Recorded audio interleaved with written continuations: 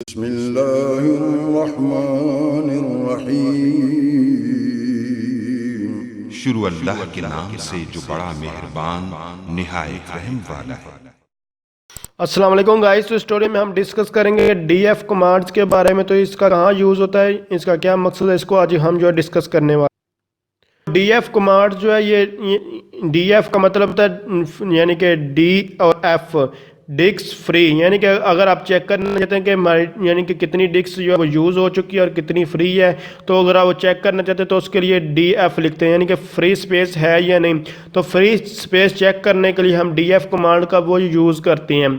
तो DF command में ये जितनी भी चीज़ें लिखी हुई यानी कि यूज्ड, यानी कि वन के ब्लॉक्स अवेलेबल वगैरह, ये सारी चीज़ों के बारे में जानना चाहते हो तो कमेंट्स का है। अदरवाइज आपको ये सिंपल यहाँ से पता भी चला यूज़ कितनी अवेलेबल चीज़ें क्या है। अगर इसमें से किसी चीज़ के बारे में आपको नहीं पता तो कमेंट्स कीजिए, सारे डिटेल के साथ बताऊँ। तो अगर आप समझते हैं ये वीडियो हेल्पफुल, इसको लाइक शेयर और कमेंट्स जरूर, और किसी भी कमांड्स के बारे में आप जानना चाहते हो कमेंट्स कीजिए। Thanks for watching. अल्लाह हाफिज़।